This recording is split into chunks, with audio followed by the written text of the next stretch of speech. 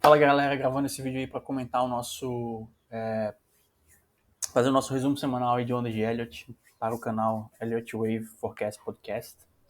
Meu nome é Felipe, peço que se você não é inscrito no canal, peço para você se inscrever no canal, ativar o sininho, deixar o seu like. E também queria deixar claro que tudo que eu falar aqui não deve ser entendido como recomendação de investimentos, que você sempre consulte aí o seu assessor de investimentos, ok? Então vamos lá, vamos comentar algumas coisas que a gente comentou semana passada aconteceram, outras não. A gente vai deixar tudo claro aqui, colocar tudo em pratos limpos para a gente entender, para a gente se preparar, para a gente entender melhor como é que está acontecendo no mercado. Né? Então começando aqui, como sempre, com o nosso índice Bovespa no gráfico diário, né? Eu tinha comentado que a gente estava no movimento de onda 4, tá? E que a gente poderia ver o índice cair um pouco mais essa semana. Né? Eu até comparei com esse movimento aqui, poderia ter uma onda 4 curta aqui, mas não aconteceu, tá? A minha outra possibilidade era a gente fazer esse movimento, exatamente esse movimento que aconteceu, né? Então, tinha deixado duas possibilidades, mas que a gente estava em onda 4, que poderia até ameaçar perder esse fundo aqui, mas provavelmente a gente teria um pullback aí, faria suporte, porque é uma onda 4, né? Então teve um ABC aqui de onda 4, claro, né? E agora eu acho que a gente vai ter mais um movimento de alta, tá? Que seria uma onda 5. Muito embora esse movimento aqui foi muito direcional, né? Esse que eu estou contando aqui, 1, 2, 3. Então isso me deixa um pouco inseguro em relação a contagem dentro desse movimento. Né? Quando ele é muito liso, assim, as ondas não estão muito bem definidas, então fica um pouco mais difícil a gente fazer essa contagem. Né? Mas eu acredito que a gente teve um movimento de 1, 2, 3, a gente está na onda 4 e provavelmente a gente vai ter mais um movimento de alta aí, que seria uma onda 5. Várias notícias boas sobre o Brasil saíram essa semana, né? PIB para cima, né? Todas as revisões de PIB aí, a gente vai crescer possivelmente 3% em 2022. O que não é uma grande surpresa para quem acompanha aqui as minhas análises no canal, né? Porque lá e até o pessoal falando assim, o Brasil cresceu apesar da guerra. A guerra favorece o Brasil, então eu acho que o Brasil cresceu graças muito à guerra, né? A guerra favoreceu bem a gente. E foi o que eu escrevi aqui, ó. A guerra na Ucrânia, lá em fevereiro de 2022, tá? A guerra na Ucrânia não afeta o Brasil, né? Não afeta mesmo, assim. Não afeta, né? Depois eu me corrigi. Óbvio que afeta, mas eu acho que favoreceu o Brasil em vários pontos. Então afetou até no balanço geral. É óbvio que algumas coisas afetam o Brasil negativamente, mas no balanço geral a guerra afetou bem, afetou positivamente o Brasil, tá? E aí, quando eu olho aqui pro fundamento, né, pro B3 Shadow, que é o meu indicador de fundamento da B3, do índice Bovespa, a gente nota que ele pesou bem essa semana. Né? Pesou bem, mas o Ibovespa fez suporte apesar disso. Né? Então mostra que o sentimento do mercado é um sentimento comprador, mesmo com o fundamento deteriorando, né? Mostra que o fundamento do mercado, mostra que o mercado mantém aquele otimismo ainda, né? Isso muito por causa das notícias positivas que saíram, né? Então, deu essa divergênciazinha aqui entre o B3 Shadow e o índice Bovespa. Eu continuo acreditando que a gente vai continuar tendo um movimento de alta aqui, tá? Que é essa onda 5 que eu comentei, tá? Quando a gente olha aqui o Small Caps, rapidamente, só para comentar, essa onda 4 aqui, ela tá bem mais clara, né? Tá muito mais clara que a gente tem de fato, uma onda 4 aqui. Então, 1, 2, 3, 4, a gente vai ter essa onda 5, e essa onda 5 pode ser muito curta, tá? A onda 5, ela engana por isso, ela pode ter vários tamanhos, tá? O dólar, vamos comentar o dólar agora. Bem, o dólar foi algo que semana passada eu falei que deveria continuar caindo, né? E na segunda caiu até bem, né? Abriu segunda-feira caindo forte. Mas aí depois a gente teve uma reversão, né? A gente teve 3 dias de. Desculpa. Espero que não seja Covid. Então a gente teve uma reversão aqui muito forte, tá? Do dólar para cima. Então foram 3 dias aí de alta de 1%, 2%, quase 2% no primeiro dia aqui, na terça-feira, depois na quarta, quase 3%. E aí na quinta deu aquela travada, né? Fez um candle de topo aqui, né? Meio que um enforcado, não sei, enfim, um martelo aqui no topo. E na sexta-feira corrigiu bem, né? Então eu tive que mudar minha contagem, eu tava achando que isso aqui poderia ser uma sequência de 1, 2, 1, 2, tá? E que seria uma onda 3 aqui para baixo. Esse era meu viés. Mas agora eu acho que isso aqui foi um movimento de onda 1 ou onda A, né? Foi um movimento de 5 ondas, que, né, fechou um movimento completo, tá? E agora tá numa onda A para cima, tá? Tá numa onda 2 para cima ou uma onda B, né? Mas eu acho que vamos chamar isso aqui de onda 2 por enquanto, tá? E aí o que acontece? A gente teve um movimento muito direcional, tá? Que eu acho que não acabou ainda, tá? Então, considerando que isso aqui é uma onda 2 que vai continuar subindo, a gente tem que ter um ABC aqui de algum jeito, né? Eu vou até descer aqui. A gente tem que ter esse ABC aqui se formando, tá? Para dar por encerrado essa onda 2 aqui. E esse ABC ele pode ter vários tamanhos, né? Ele pode vir corrigir mais aqui, né? O B, e depois o C vir aqui, não passar muito. Pode ser curto o B. E depois passar bem aqui o C, tá? Então a gente não tem como saber essa geometria. O que eu posso dizer é que, dado esse movimento de A aqui, ele vai ser um zigue-zague, tá? Então não vai ser, provavelmente não vai ser nada muito truncado, mas assim, eu não posso me comprometer com isso, tá? Porque eu sei que a gente vai ter que ter um ABC, então até escrever aqui, né? Meu viés, em geral, continua de baixa, tá? Porque eu ainda acredito nessa onda C aqui para baixo, tá? Mas, onda C para baixo, é isso. Mas, no curto prazo aqui, a coisa pode ficar um pouco mais complicada. A gente pode ter um B aqui para baixo, tá? E aí, no curto prazo, né, que seria, esse B aqui seria em fase com aquela onda 5 no S&P, no S&P, desculpa, no Ibovespa, né? Então, uma onda 5 aqui para cima poderia estar em fase com uma onda B aqui para baixo do dólar. E depois, quando o Ibovespa começasse a corrigir lá, a gente teria o dólar aqui fazendo essa onda C para cima, tá? Fechando essa onda 2 aqui. Então, com certeza isso joga um balde de água fria aqui no viés para a questão de venda do dólar. Mas eu não acredito também que o dólar vai disparar, vai voltar para R$6. Por enquanto, esse não é o viés, tá? Então, voltando aqui. E aí, vamos dar uma olhadinha aqui no dólar shadow, né? Que é o nosso indicador de fundamento do dólar. Ele as ondas de Elliott que suplantaram, né? O fundamento estava melhorando aqui. Você teve um fundo ascendente aqui no fundamento. Né?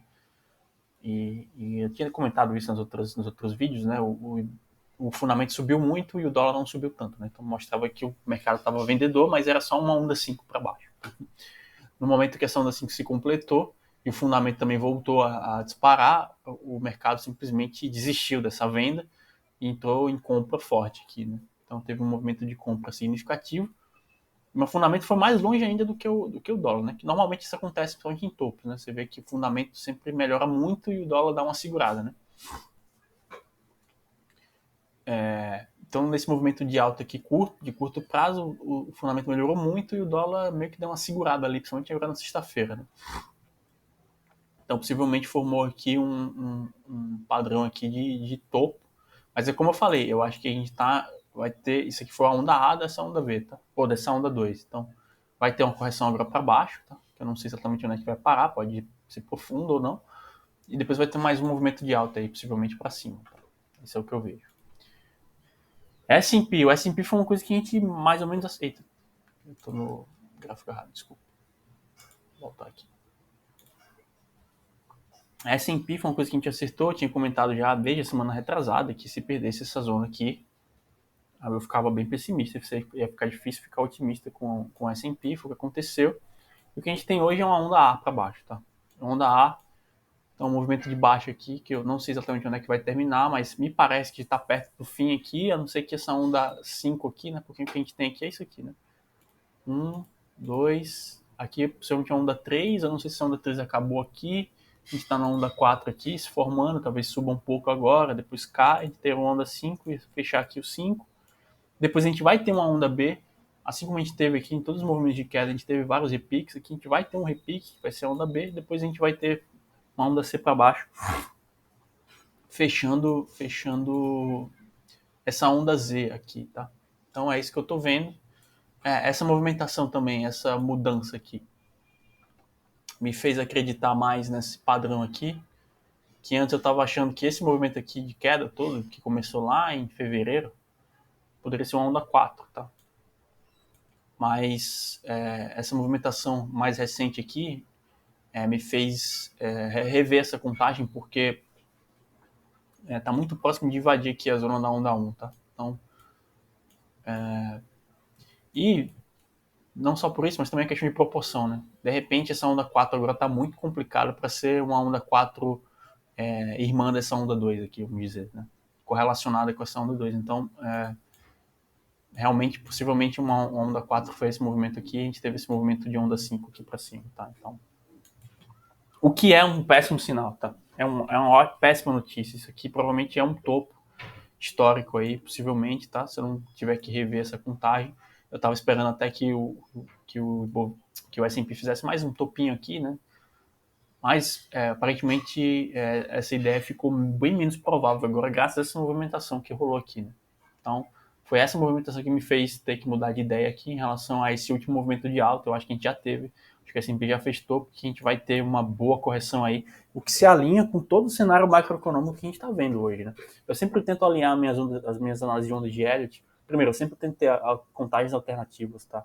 Eu não me amarro com nenhuma contagem. Eu acho que ondas de Elliott, ele te dá um edge, te dá uma vantagem, mas você tem que ter a mente aberta. Se você ficar se amarrando, se você ficar se prendendo ao erro, você tem que estar fazendo contagens constantemente, atualizando seus modelos, para que você tenha o melhor modelo possível que vai te dar uma vantagem em 60% das vezes, tá? Então, para vocês saberem que faz parte do processo de analisar ondas de Elliott, é você ter a mente aberta, é você não se prender, você tentar buscar uma âncora em outros indicadores, né? E o que a gente vê hoje é o quê? A gente vê um cenário macroeconômico muito negativo, né? Terrivelmente negativo.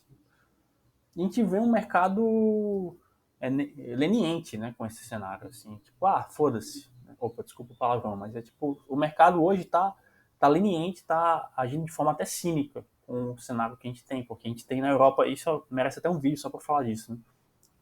Ou um texto, talvez eu publique no Substack, acho que eu vou tentar publicar no Substack, tá? Ainda hoje. A Europa tá numa crise, um momento muito difícil, você tem inflação alta, você tem preços de energia disparando como nunca na história recente, assim, preços absurdos. Tem o inverno chegando aí, a guerra não arrefece, continua aumentando as sanções contra a Rússia, tá? Então todo esse cenário e para quebrar, de quebra, o Banco Central Europeu não pode subir juros sem prejudicar muito os países que tem alto endividamento em euro, né? Como, por exemplo, a Grécia, a Itália está com uma dívida de 150% do PIB. Então, assim, o cenário na Europa é desolador, tá? Desolador. Então, a gente está num cenário, para mim, isso já se confirmou, assim, não dá mais para negar, tapar os olhos. A gente está num movimento que provavelmente vai levar para uma grande recessão econômica mundial, tá? É uma continuação da crise do Covid, tá? É uma consequência da crise do Covid, que não acabou, que continua os efeitos econômicos de todas as atitudes que os governos tomaram, os bancos centrais tomaram durante o primeiro ano do Covid, estão sendo sentidos agora, tá? Então é isso, assim, a gente tem um cenário aí macroeconômico bem complexo, tá? E bem negativo, na verdade.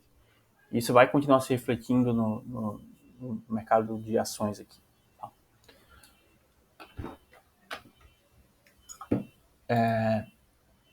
DXY, né, que é o nosso que a gente chama de DXY, que é o dólar index. Eu tinha comentado que a gente estava em onda 4, que eu achei que ia ter mais uma pernada para baixo, mas agora eu mudei a contagem, tá? Essa semana, nada aconteceu muito nessa semana, mas eu parei para me perguntar por que eu não estava considerando a possibilidade dessa onda 4 ter acabado aqui, né? Ainda existe a possibilidade de a gente ter um movimento de baixa. Eu acho que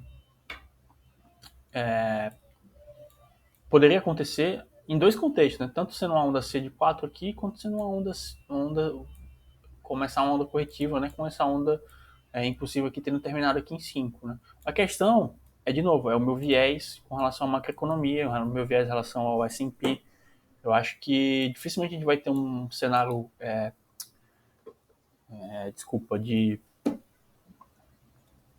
de uma recessão global, de uma crise global, sem um dólar forte, né? Então, considerando isso, eu acho que a gente tem que determinar o fim dessa onda 4 aqui, que é uma coisa possível, apesar de que não seria assim, o mais elegante, tá? Mas é possível e até segue aquela regra do Robert Prechter, né, de que quando você tem uma onda 2 lateralizada, a onda 4 ela é sharp, né, ela é afiada. Não foi essa aqui. Então, mudei, tá? Mudei a minha análise. Semana passada eu achava que a gente ia ter uma pernada para baixo. Agora eu parei de acreditar nisso. Tá? E aí, quais são as consequências disso? Isso vai provavelmente puxar o mercado. Se a gente continuar tendo uma onda 5 aqui forte no DXY, o mercado de ações vai continuar caindo. O mercado de commodities possivelmente vai cair também, tá? Que a gente vai comentar agora. E o nosso dólar vai fortalecer, tá? Mas, é como eu falei, vai fortalecer no curto prazo, formar aquele ABC, formar aquela onda 2.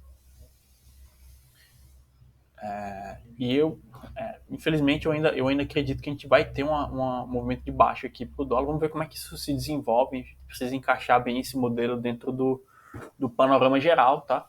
Mas por enquanto a minha contagem é essa: movimento de alta aqui para o dólar, que vai ser puxado pelo DXY, tá? Também. Agora o petróleo. Petróleo me surpreendeu também, tá? Essa semana caiu muito forte, foram 3 dias de quedas. Então acho que o petróleo caiu 15% do topo aqui, né?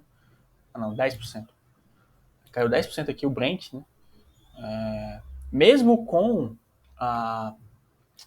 os dados de estoque dando negativo nos Estados Unidos. Então, estoques americanos caíram essa semana. Então, indicando que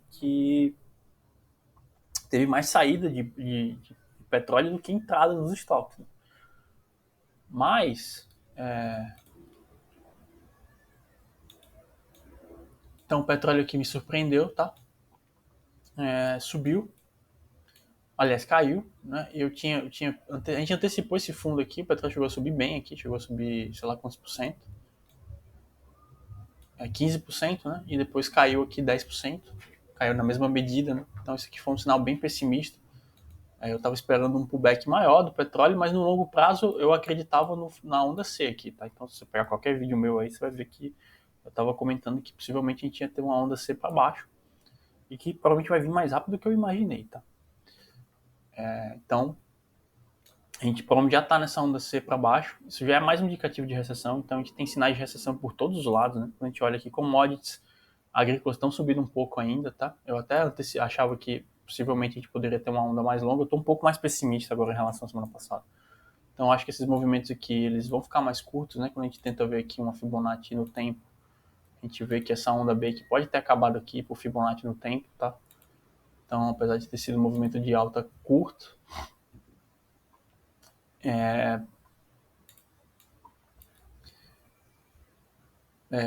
por Fibonacci no tempo, ele já satisfez aqui um padrão aí comum, né, para a onda B.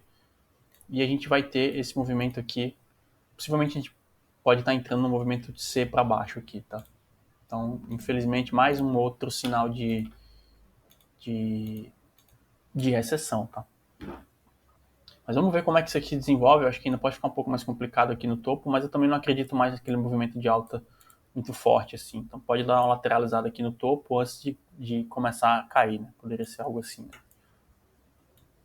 Com um movimento lateral aqui no topo dessa maneira aqui, assim, né? Tá, aqui, e aí começar a cair aqui, fazer uma onda C para baixo. Né?